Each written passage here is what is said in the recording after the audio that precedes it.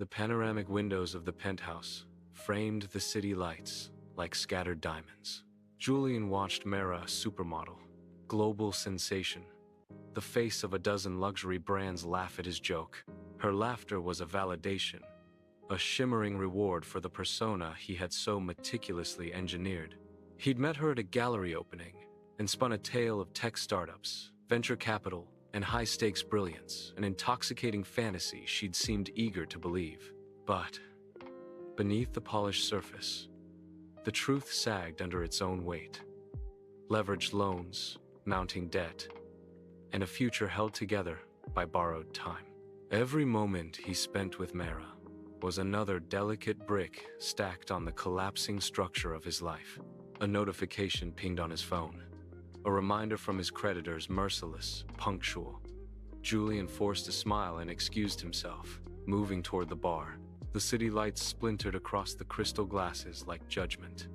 He needed to make a call, to buy another day, another lie. Across the room, Mera's smile dimmed. She had seen that flicker of desperation before men who promised constellations and delivered nothing but collapsing stars. Her hand slipped into her purse, fingertips brushing the small, pearl-handled pistol she always carried. The cool metal sent a shiver up her arm. The game was shifting inevitably, dangerously. For a moment, she considered pulling it out, her fingers lingering on its smooth edge, as if it burned through the lining of her purse. A dozen thoughts collided, warnings, memories, the echo of choices she couldn't unmake. But before any of them settled, she drew a slow breath and let her hand fall away.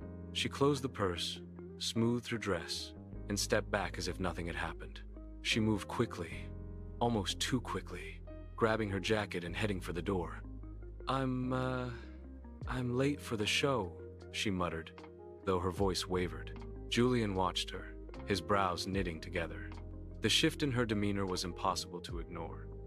Moments ago, she had been calm, even warm. Now, something guarded had wrapped around her like armor. "Hey," he said softly, trying to catch her gaze.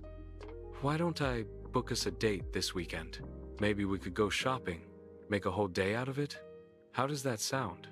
The offer hung in the air, gentle but uncertain. She hesitated, her hand on the doorknob. Part of her wanted to refuse outright, to stay distant until she got her thoughts under control. But another part, smaller, quieter, didn't want him to think he'd done anything wrong. "Yeah," she said finally. "Sure, that sounds nice." But even as she agreed, her voice carried a reluctance she couldn't disguise.